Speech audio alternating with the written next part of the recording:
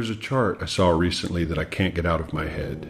A Harvard business professor and economist asked more than 5,000 Americans how they thought wealth was distributed in the United States.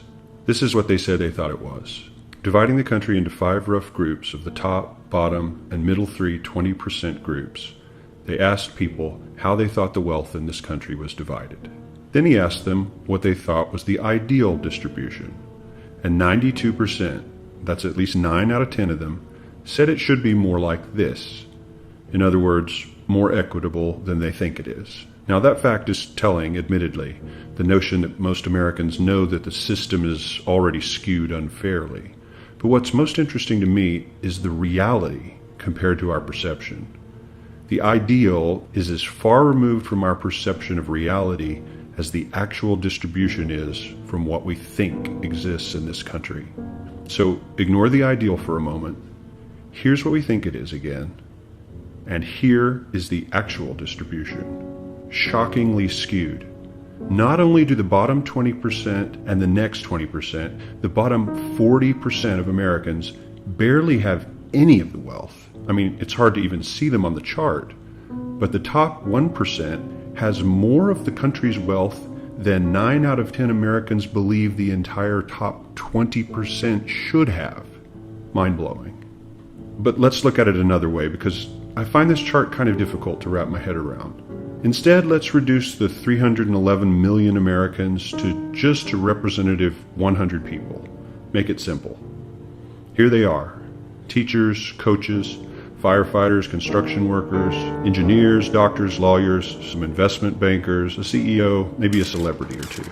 Now let's line them up according to their wealth. Poorest people on the left, wealthiest on the right, just a steady row of folks based on their net worth.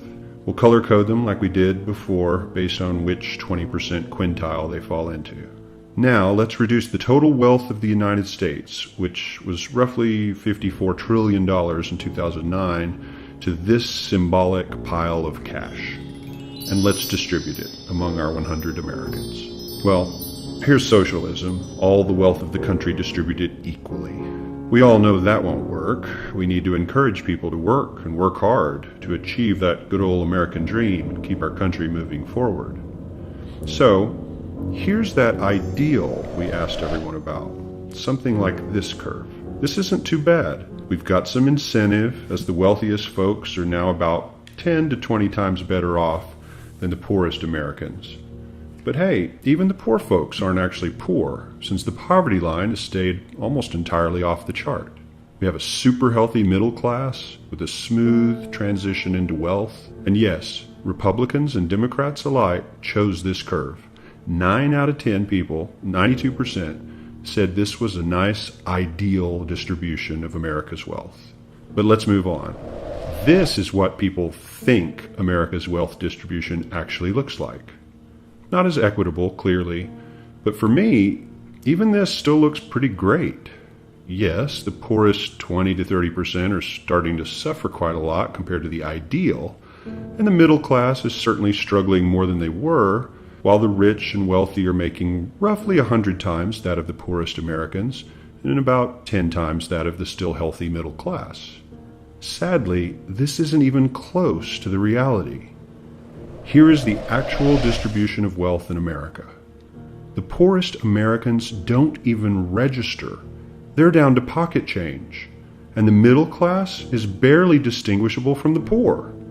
In fact, even the rich between the top 10 and 20 percentile are worse off. Only the top 10% are better off. And how much better off? So much better off that the top 2 to 5% are actually off the chart at this scale. And the top 1%, this guy, well, his stack of money stretches 10 times higher than we can show. Here's his stack of cash, restacked, all by itself.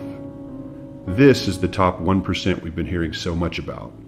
So much green in his pockets that I have to give him a whole new column of his own, because he won't fit on my chart. 1% of America has 40% of all the nation's wealth.